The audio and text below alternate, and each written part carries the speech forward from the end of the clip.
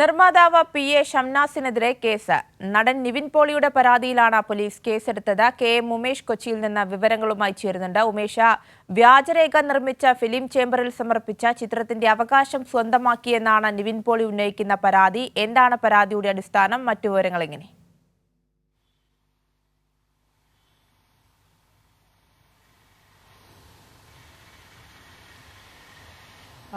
ആര്യ, നിവിൻ പോളിയുടെ പരാതിയിൽ ആരോപണങ്ങൾ ഗുരുതരമാണ്. നിർമ്മാതാവ് PA ഷംനാസ് വ്യാജരേഖ ചമച്ചുകൊണ്ട്, അതായത് നിവിൻ പോളിയുടെ വ്യാജ ഒപ്പടക്കം ഉപയോഗിച്ച് വ്യാജരേഖ നിർമ്മിച്ച് ഈ ആക്ഷൻ ഹീറോ ബിജു 2 ആ ചിത്രത്തിൻ്റെ രണ്ടാം ഭാഗം, ആക്ഷൻ ഹീറോ ബിജുവിൻ്റെ രണ്ടാം ഭാഗം, ആ ചിത്രത്തിൻ്റെ അവകാശം സ്വന്തമാക്കാൻ വേണ്ടി ഇങ്ങനെ വ്യാജമായ രേഖ നിർമ്മിച്ച് അത് ഫിലിം ചേംബറിൽ സമർപ്പിച്ചാണ് അവകാശം നേടിയത് എന്ന് ചൂണ്ടിക്കാട്ടിയാണ് നിവിൻ പോളി പാലാരിവട്ടം പോലീസിൽ പരാതി നൽകിയത്.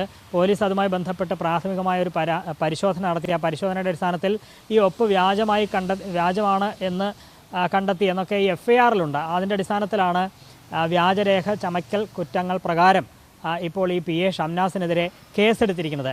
നേരത്തെ ഷംനാസ് തലയോലപ്പറമ്പ് പോലീസിലൊരു പരാതി നൽകിയിരുന്നു. അത് ഈ ആക്ഷൻ ഹീറോ ബിജു 2 എന്ന ചിത്രത്തിൻ്റെ അവകാശം തനിക്ക് നൽകാമെന്ന് പറഞ്ഞ് 1.78 കോടി രൂപ നിവിൻ പോളി അടക്കമുള്ളവർ വാങ്ങുകയും, നിവിൻ പോളിയും എബ്രിഡ് ഷൈൻ, സംവിധായകൻ എബ്രിഡ് ഷൈൻ അടക്കമുള്ളവർ വാങ്ങുകയും പിന്നീട് ചിത്രത്തിൻ്റെ അവകാശം മറ്റൊരു കമ്പനിക്ക് മറിച്ചു വിറ്റു എന്നൊക്കെ ചൂണ്ടിക്കാട്ടിയാണ് ഷംനാസ് തലയോലപ്പറമ്പ് പോലീസിൽ പരാതി നൽകിയത്. ആ പരാതിയിൽ നിവിൻ പോളി അടക്കമുള്ളവർക്കെതിരെ കേസെടുത്ത് പോലീസ് സ്റ്റേഷനിൽ ഹാജരാകാൻ വേണ്ടി അവർക്ക് നോട്ടീസ് അയക്കുകയും ചെയ്തു. ഇതിനാണ് നിവിൻ പോളി ഇപ്പോൾ ഇങ്ങനെ ഒരു പരാതി നൽകിയിരിക്കുന്നത്.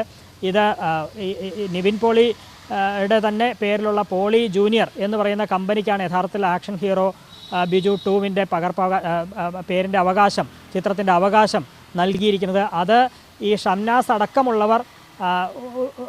അടക്കമുള്ളവരുമായി ചേർന്ന് തന്നെയാണ് അത്തരത്തിലൊരു കരാറിൽ ഏർപ്പെട്ടത്. അക്കാര്യം മറച്ചു വെച്ചുകൊണ്ടാണ് പിന്നീട് നിവിൻ പോളിയുടെ വ്യാജമായി ഒപ്പിട്ട് അത്തരത്തിലൊരു വ്യാജരേഖ ചമച്ചുകൊണ്ട് ഫിലിം ചേംബറിൽ സമർപ്പിച്ച് ഇതിൻ്റെ അവകാശം സ്വന്തമാക്കിയത് എന്നുള്ളതാണ് നിവിൻ പോളി പരാതിയിൽ പറയുന്ന. പരാതിയുടെ അടിസ്ഥാനത്തിൽ ഷംനാസിനെതിരെ കേസെടുക്കുകയും ചെയ്തിട്ടുണ്ട്. സ്വാഭാവികമായും കേസെടുത്ത സാഹചര്യത്തിൽ ഷംനാസിനെ ചോദ്യം ചെയ്യുന്നതടക്കമുള്ള നടപടികൾ ഉണ്ടാകും എന്ന് മാത്രമല്ല, നിവിൻ പോളിക്കെതിരായുള്ള പരാതിയിൽ ഇനി എന്താണ് തലയോലപ്പറമ്പ് പോലീസ് സ്വീകരിക്കുക എന്നുള്ളതും ഒരു ചോദ്യ വിഷയമാകും. കാരണം ഇങ്ങനൊരു പരാതി വന്ന സാഹചര്യത്തിൽ അതുകൂടി പരിഗണിച്ചായിരിക്കും നിവിൻ പോളിക്കെതിരെയുള്ള ഈ ഷംനാസിൻ്റെ പരാതിയിലും തുടർ നടപടികൾ ഉണ്ടാവുക.